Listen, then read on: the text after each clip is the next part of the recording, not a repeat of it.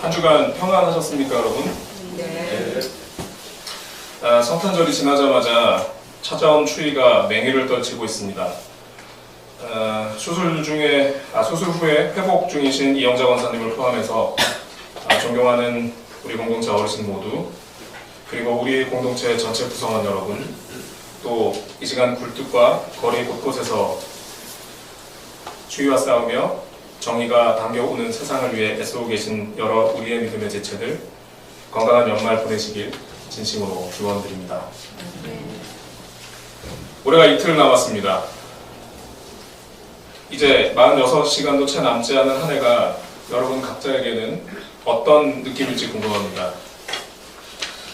개인적으로는 다시 세민족의 일원이 되어서 나눌 수 있게 된 이 즐거움과 함께 2018년의 삶 속에서 제 부덕함으로 발생했던 제 삶의 여러 가지 결과가 또한 아쉽게도 느껴지는 시간이기도 합니다. 오늘은 성탄 후 첫째 주일이자 2018년의 마지막 주일입니다. 그래서 특별히 한 해를 돌이켜보면서 함께 짧은 편지를 적는 시간도 함께 가졌습니다. 이 편지들은 이따 저희의 봉헌과 함께 우리들의 마음과 함께 봉헌하도록 그렇게 하겠습니다. 그리고 이제는 다른 모습으로 우리와 또 늘 함께 하시는 유경호 집사님을 기억하는 오늘의 예배이기도 할 것입니다. 이로 인해 한 해 끝표기는 다른 때보다 조금 짧게 진행하도록 하겠습니다. 좋아하시는 분 너무 좋아하지 마시고요. 예, 저는 지난 11월 초 아내와 함께 오키나와에 다녀왔습니다. 어디를 가든 그곳의 대중교통과 두 다리를 이용한 뚜벅이 여행이 저희 두 사람의 컨셉입니다. 효율성은 좀 떨어질 수 있습니다만 성과를 향해서 다른박질 쳤던 삶에서 우리 스스로 좀 여유를 줄 수도 있고, 생각지도 못했던 풍광이나 현지인들의 삶을 직접 만나는 기쁨도 느낄 수 있기 때문입니다. 그리고 무엇보다 많이 걸으면 그만큼 교통비가 절약돼서 싼 여행을 할 수도 있습니다. 하여서 이번에도 온통 택시나 렌터카만 소개되는 오키나와의 여러 여기저기를 걷거나 또는 한참을 기다리다가 온 버스를 타기도 하면서 다녔습니다. 그 중에 가장 기억에 남은 것은 헤노코라는 작은 바닷가 마을에서 있었던 일입니다. 헤노코는 남북으로 길게 길쭉하게 생긴 오키나와 본섬 북부의 동쪽편 해안에 위치하고 있습니다. 눈부시게 파란 바다는 국제보호종인 듀공이 서식할 정도로 굉장히 맑습니다. 듀공이라는 물고기는 사람보다 조금 큰 돌고래과 이런 물고기인데요. 그게 멀리서 보면 사람 비슷하게 생겼다고 해서 인어 전설이 시작된 그런 물고기이기도 합니다. 전 세계에서 거의 한 60여 마리밖에 살지 않는 그런 종 중에 그 중에 수십 마리가 그 바다에 살고 있기도 합니다. 그런데 약 20년 전 이 바다에 미군 활주로를 건설하겠다는 계획이 발표되었습니다. 그렇지 않아도 전체 면적의 70% 정도가 미군의 창고와 휴양시설로 내어준 채 바닷가 한켠으로 밀려있는 곳이 이곳 헤노코입니다. 여기에 바다를 메워서 기지를 확장한다는 소식은 순박한 어촌 주민들과 소수의 환경 그리고 평화운동가들로 하여금 지난 20년간 투쟁에 나서게 했습니다. 그런데 올해 1월 아베 정권에 의해 기존 계획에서 무려 3배 확장된 기지 건설 계획이 발표되었습니다. 이는 중앙정부에 반대하는 오키나와 현 주민들과 지자체 행보에 제동을 걸고 이른바 재팬 패싱으로 외교적 위기에 몰렸던 아베의 정치적 노림수였습니다. 한참을 걸어서 도착한 바닷가 감시 천막을 지키고 있던 여성 활동가, 본인 이름이 유리씨, 그러니까 유리상이라는 분을 만날 수 있었습니다. 처음에는 무척 경계하는 표정으로 저희를 만나던 그분은 한국에서 왔다는 그 떠듬떠듬하는 일본어를 이렇게 듣더니 굉장히 반색하시더니만 현재 이런저런 상황을 저희에게 굉장히 많이 설명해주기 시작했던 것으로 추정됩니다. 절반은 무슨 일인지 모르기 때문에, 근데 이 팜플렛을 주면서 얘기를 하셨기 때문에 내용에 설명을 해주신 걸로 추정됩니다. 그러다가 제 가방에 묶여있던 노란 리본을 본 그녀는 다음과 같이 저에게 말했습니다. 그 리본의 의미를 압니다. 그건 세월호지요. 올해 저는 광화문과 팽목항을 갔었습니다. 너무 슬픈 일이었습니다. 여전히 적지 않은 국민들이 세월호 참사를 발생시킨 과거 정권을 옹호하고 있는 상황에서 외국에서 그것도 처음 만난 외국인을 통해 들었던 이 말은 우리를 무척 놀라게 했습니다. 무작정 찾아갔던 터라 변변한 선물 하나 없었던 우리들은 그 노란 리본으로 응원의 마음을 대신 전했습니다. 어설픈 취지의 말과 리본의 연신 감동 어린 표정을 짓던 그분은 이후에 손수 차를 몰고 수시간 동안 우리들을 기지 정문 시위 현장이나 해상 시위팀 활동 지역으로 안내해 주시고는 버스 정류장까지 데려다 주셨습니다. 그곳에서 친구가 운영하는 가게라면서 한번 가보라고 저에게 명함 한 장을 주셨는데요. 명함에 적힌 약도 한 장을 또 들고 터덜터덜 의지해서 이렇게 찾아갔던 그곳은 좌탁이 4개 정도 있는 굉장히 조그만 이자카야였습니다. 30대 중반 정도로 보이는 남성 사장님에게 우리가 해놓고에서 유리산 소개로 찾아왔다고 그렇게 얘기를 했더니만 거기를 이렇게 한국 분들인데 갔다 왔냐고 그래서 굉장히 즐거워하셨습니다.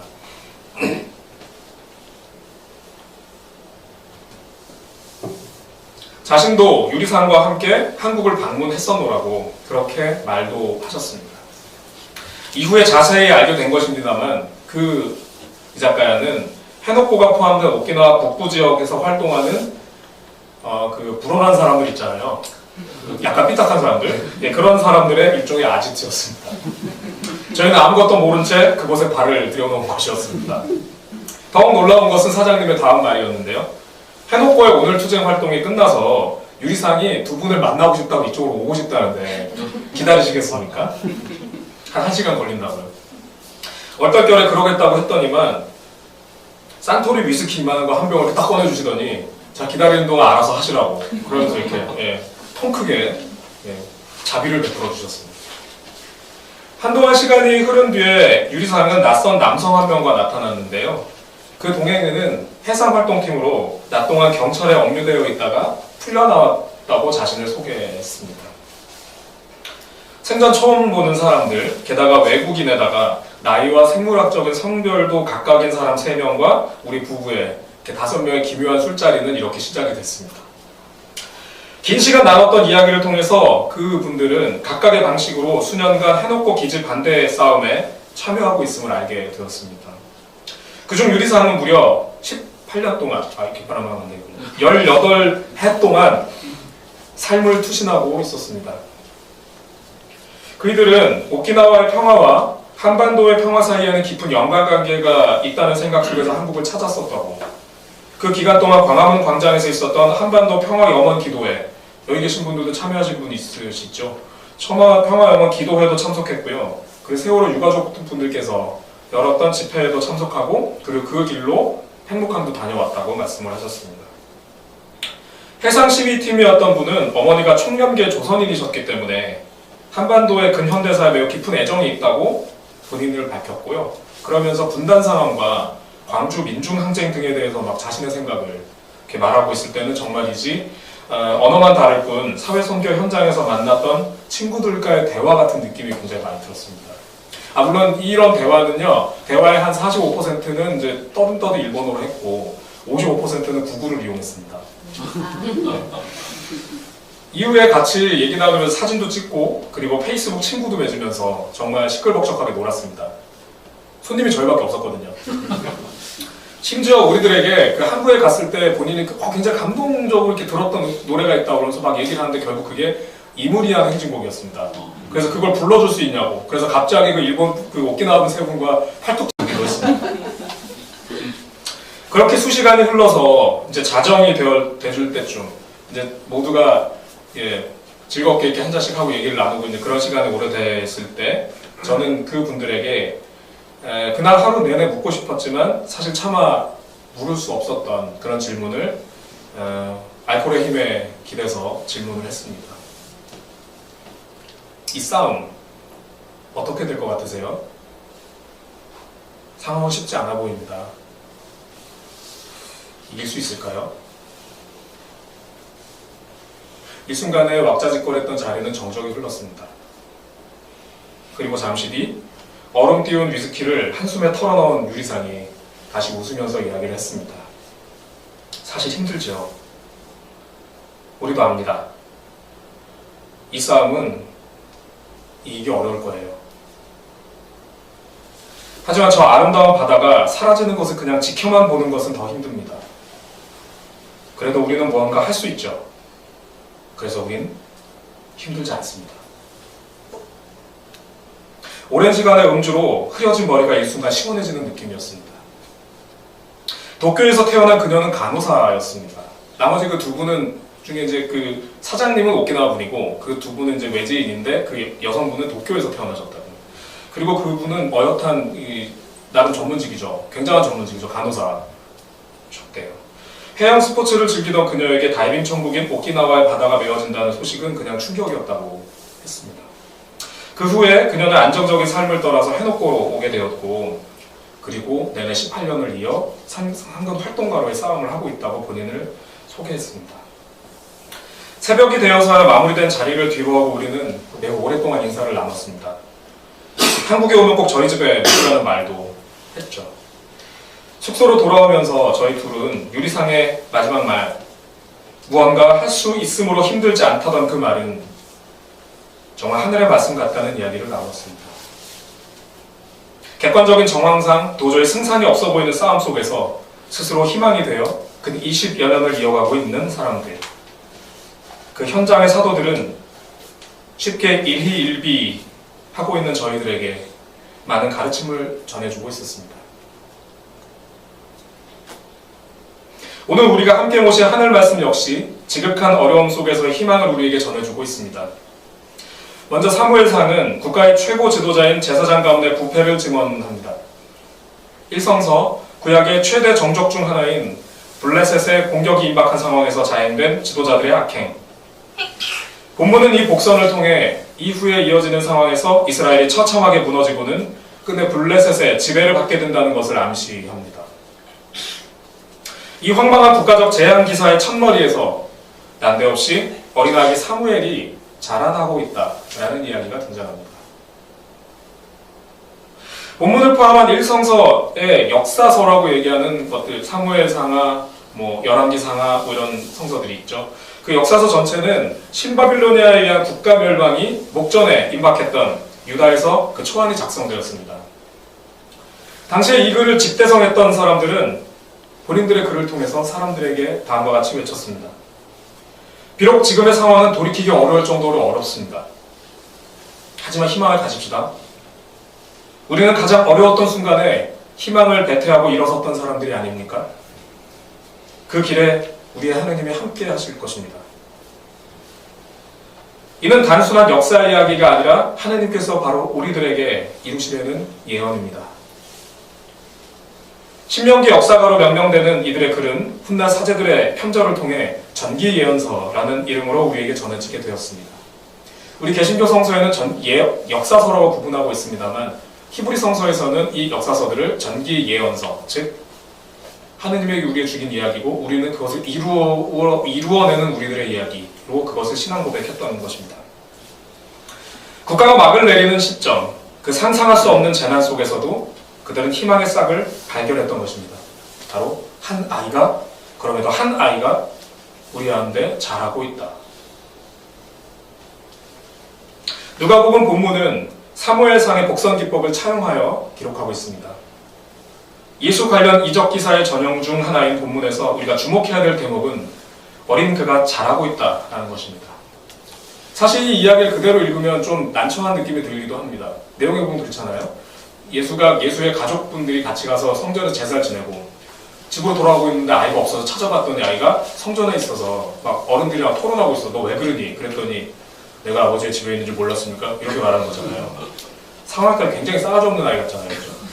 하지만 이런 이야기가, 이 말도 안 되는 느낌의 이야기는 어렸을 때의 아이가 특별했다라는 것을 보여준 이적 기사들 중에 하나입니다.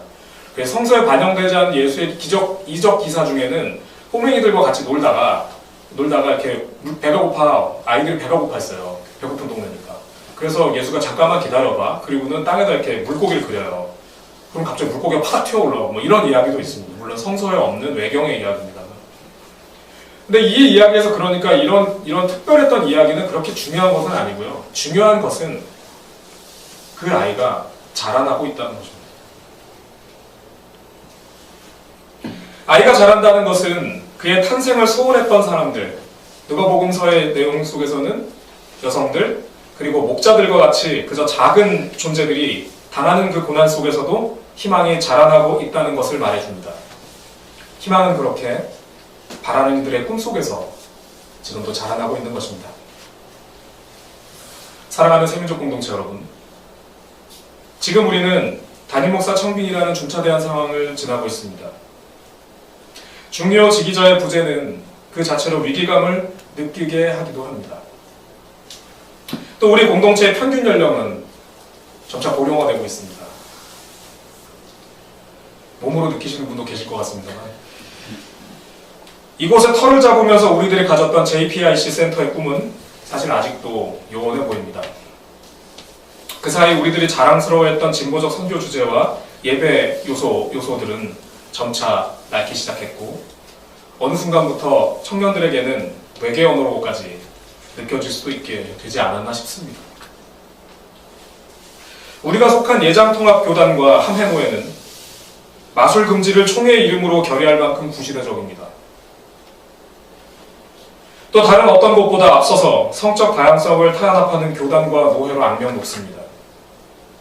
상황이 이런데도 우리는 공동체가 속한 교단과 노회의 자정을 위해 아무런 역할도 하고 있지 못합니다. 이렇듯 2019년을 맞이하는 우리들은 공동체 내외에 여러 고민거리 앞에 서 있습니다. 이대로 우리는 이 여러 가지 걱정 앞에서 그만 좌초해버리게 되는 것일까요? 우리의 희망은 어디에서 찾아야 하겠습니까? 오늘의 하늘 말씀 중 서신서인 골로새서는 바울의 이름을 빌어 작성된 위서, 즉 바울의 이름을 빌어 쓴 다른 사람이 쓴 가짜 글입니다. 권위의 이름을 차용해야 할 만큼 골로새 교회에는 큰 위기가 있었는데 그것은 내부의 분열이었습니다. 주후 70년대 소아시아 지방, 지금의 터키의 동부와 중앙 쪽이 되겠죠. 소아시아 지역에서 작성된 것으로 보이는 이 본문은 당대 교회 공동체에 유대계와 다인종 그리스도교인들이 공존하고 있음을 말해줍니다. 그 가운데 전란과 예루살렘 파괴 경험으로 극도의 보수성을 띠게 됐던 유대계, 한국에서도 한국 역사에서도 6.25라는 전쟁을 겪은 분들이 가지는 어떤 부분에 있어서 보수성들이 있을 수밖에 없죠. 전쟁의 아픔이 있기 때문에. 마찬가지로 자신들의 국가가 없어지고 예루살렘 성전이 무너지고 그리고 도시가 파괴되는 것을 보고 쫓겨났던 사람들이 가지는 그 보수성, 그곳에서 그 유대계가 다인종 교인들에게 할례와 율법 등 자신들이 가지는 그 보수적 가치를 강요하기 시작하면서 공동체에 문제가 발생했던 것으로 보입니다. 공동체 내부의 갈등은 서로에게 극심한 분노를 표현하면서 극에 달했습니다. 사랑, 겸손, 온유, 오래 참음, 용서 등 본문 곳곳에서 우리가 아까 읽으면서 발견했었던 그 단어들은 모두 당대의 심각한 내적 분열상이 얼만큼이었는가를 보여주는 반증이라 하겠습니다. 사랑하십시오, 사랑하십시오, 오래 참으십시오, 오래 참으십시오 계속 말하고 있다는 건 그 상황이 굉장히 오래 참지 못하고 화를 내고 있다는 모습이겠죠. 공동체 붕괴의 상황 앞에서 그들은 무엇에서 희망을 찾았을까요? 그들은 예수, 즉 그들의 그리스도가 보여주었던 방향성, 복음의 진보성에 그 희망을 두었습니다. 거기에는 그리스인과 유대인도, 함께 받은 사람과 할례 받은 사람과 할례 받지 않은 사람도, 야만인도 스고디아인도, 종도 자유인도 없습니다. 오직 그리스도만이 모든 것이며 모든 것 안에 그리스도가 계십니다. 골로새서는 아내가 남편에게 순종해야 한다거나 종은 주인에게 복종해야 한다거나 하는 당대 지배세력의 구축한 가치를 그대로 답습하는 내용이 다수 포함되어 있습니다. 오늘의 본문도 읽는 사람에 따라서는 분쟁은 나쁜 거니까 그냥 평화로워야 돼, 그냥 좋은 게 좋은 거야 라고 읽혀지기도 합니다. 그러나 골로새서는 전체 5장 본문의 한중간에 제가 좀 전에 읽었던 바로 그 이야기를, 그 명확한 이정표를 정립하고 있습니다. 종도, 자유인도, 없고 우리 모두에게는 그리스도가 있다. 엄정한 남성적 계급사회에서 모두는 어떤 수직구도도 어떤 대선화도 용납할 수 없다는, 그래서 우리는 모두는 평등해야 한다는 매우 평등하고 그리고 매우 혁명적인 선언을 하고 있는 것입니다. 그들은 공동체의 내적 분열상 앞에서 그리스도 대신 예수의 행보, 즉 그가 품었던 꿈에 희망을 걸었습니다. 그 희망은 우리 모두가 그분을 믿고 따른다는 것에 동의한다면, 그리고 우리가 그 여정에 함께하는 벗들이라는 것을 서로 신뢰하고 믿는다면 우리는 앞으로 나아갈 수 있다는 바로 그 희망이었습니다. 새로운 한 해를 맞이하는 여러분, 우리 서로 사랑합시다. 그 사랑은 덮어놓고 논쟁을 중재하는 외형적 고요나 아니면 기계적 중립을 말하는 것이 아닙니다. 우리들의 사랑은 때로 부딪힐 수 있기에 그만큼 역동적이고 상황에 따라 갈등을 할 수 있을 만큼 우리는 뜨겁기도 할 것입니다. 또한 우리 함께 희망을 품읍시다. 우리는 목회자가 교회를 떠날 때 홀로 기도하며 이 공동체를 지켜냈던 이영자 권사님과 묵묵히 교인들이 들어설 길을 쓸고 닦으셨던 고 류경로 집사님과 같은 신앙의 선배님들이 보여주신 그 본, 그 고귀한 평신도 중심성을 우리 마음속에 간직하고 있는 공동체가 아닙니까? 우리는 해방의 하나님을 신앙 고백하며 무엇보다 앞서 임재하시는 그분의 자리로 나아가는 삶이 마땅함을 함께 공유하는 교회가 아닙니까? 여러 가지 산적한 고민 앞에서 이 같은 가치들을 놓치지 않고 우리가 계속해서 꿈꾸는 한 우리의 희망은 그 꿈속에서 계속해서 자라갈 것입니다. 새해를 맞이하는 지금 이 시간은 그렇게 사랑하고 그리고 함께 노래할 것을 다짐하기에 더없이 좋은 순간이 아니겠습니까? 잠시 침묵하겠습니다.